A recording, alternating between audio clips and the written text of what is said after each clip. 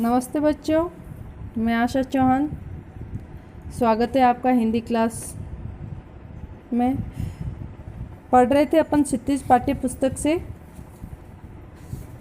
ल्हासा की और चैप्टर, जिसके लेखक है राहुल सांकृत्यायन।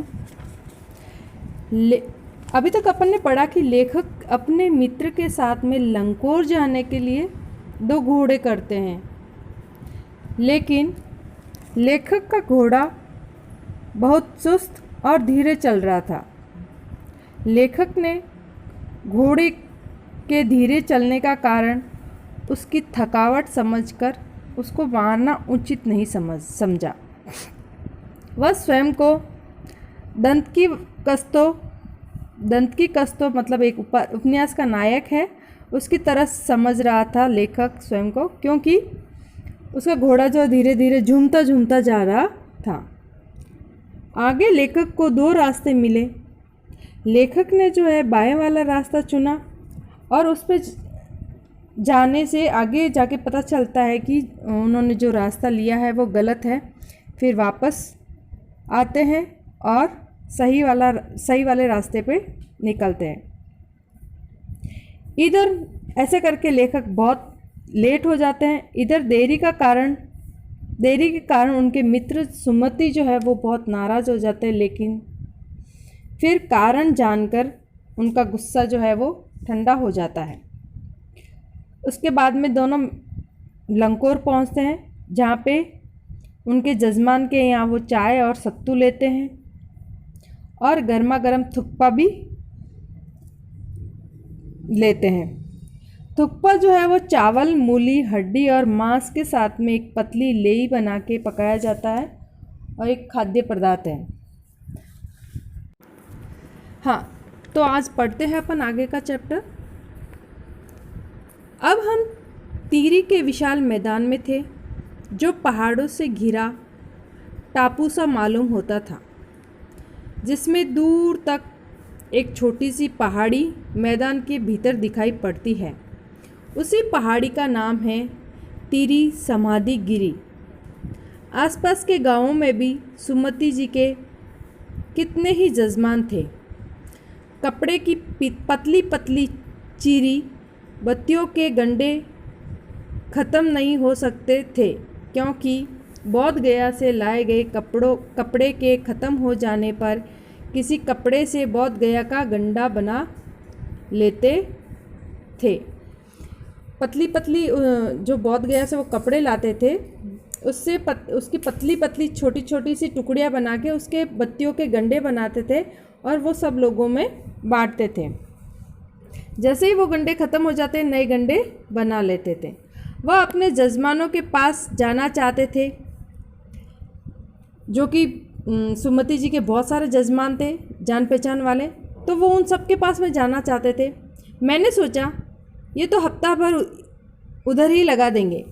मैंने उनसे कहा कि जिस गांव में ठहरना हो उसमें भले ही गंडे बांट दो, मगर आसपास के गांवों में मत जाओ। इसके लिए मैं तुम्हें ल्हासा पहुंचकर रुपए भी दूंगा। सुमति ने स्वीकार किया। लेखक जो है आसपास के, जैसा कि पहले ही कहा मैंने, कि आसपास में बहुत सारे उनके जजमान रहते थे और वो सब जगह जाना चाहते थे, लेकिन लेखक ने सोचा कि ऐसे तो बहुत ज़्यादा समय लग जाएगा, और ऐसे ही अपने मित्र को खुश करने के लिए जो है वो रिश्वत भी देना मंजूर करते हैं कि मैं ल्हासा पहुंच करके आपको रुपए दे दूंगा, लेकिन यहाँ पे इतना समय मत बिताना। ऐसे करके उनके मित्र जो है इस बात को स्वीकार भी कर लेते हैं। दूसरे दिन हमने भरिया ढूंढने की कोशिश की। भरिया जो है वो माल, जो अपना सामान उठाने वाला होता है ना, माल ढोने वाला, उसको कहते हैं भरिया। तो दोनों ने ढूंढने की कोशिश की उसको, लेकिन कोई नहीं मिला। सवेरे ही चल दिए होते तो अच्छा था, लेकिन अब 10-11 बजे की तेज़ धूप में चलना पड़ रहा था। तिब्बत की धूप भी बड़ी कड़ी मालूम होती थी। यद्यपि थोड़े से ही चींटों से कपड़े से सिर को ढांक ले तो गर्मी ख़त्म हो जाती है।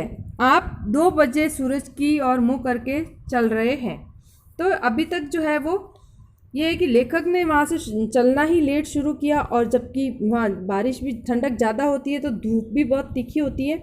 इस वजह से लेखक को जो है वो बहुत ही गर्मी लग रही थी। हालांकि कपड़ा ढक दो मुंह पे तो गर्मी नहीं लगेगी, फिर भी जो है दोपहर के समय जब सूरज की किरणें एकदम सीधी पड़ती है उस समय तो उस गर्मी को सहन करना नामुमकिन था। ललाट धूप से जल रहा है और पीछे का कंधा बर्फ़ हो रहा है। फिर हमने पीठ पर अपनी अपनी चीज़ें लादी, डंडा हाथ में लिया और चल पड़े। यद्यपि सुमति के परिचित तीरी में भी थे, लेकिन वह एक और जजमान से मिलना चाहते थे। इसलिए आदमी मिलने का बहाना कर शेखर विहार की ओर चलने के लिए कहा।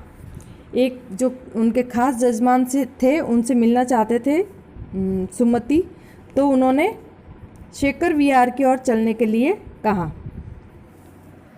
तिब्बत की ज़मीन बहुत अधिक छोटे बड़े जागीरदारों में बटी है। इन जागीरों का बहुत ज़्यादा हिस्सा जो है वो मठों के हाथ में है। अपनी अपनी जागीर में हर एक जागीरदार कुछ खेती खुद ही करता है, जिसके लिए उसको मज़दूर जो है बेगार में ही मिल जाते हैं। बहुत ज़मीन जो है छोटे छोटे टुकड़ों में छोटे बड़े टुकड़ों में बटी हुई है, और वहाँ जमींदार जो है वो ज़्यादातर मठ के जो लोग होते थे वही होते थे, क्योंकि उनको मज़दूर भी जो है ऐसे बेगार में ही मिल जाते थे। और वो लोग जो खेती का इंतज़ाम देखने के लिए भी कोई भिक्षुक को भेज दिया करते थे। खेती का इंतज़ाम देखने के लिए वहाँ कोई भिक्षुक भेजा जाता है जो जागीर के आदमियों के लिए राजा से कम नहीं होता। ऐसे जो है वो ये मठों के जो बड़े बड़े जागीरदार होते थे वो किसी भिक्षुक को भेजकर उनकी खेती जो है उनसे संभला दिया करते थे। और ये भिक्षुक जो है वहाँ पे अपनी मनमानी करते थे, किसी राजा से खुद को कम नहीं समझते थे।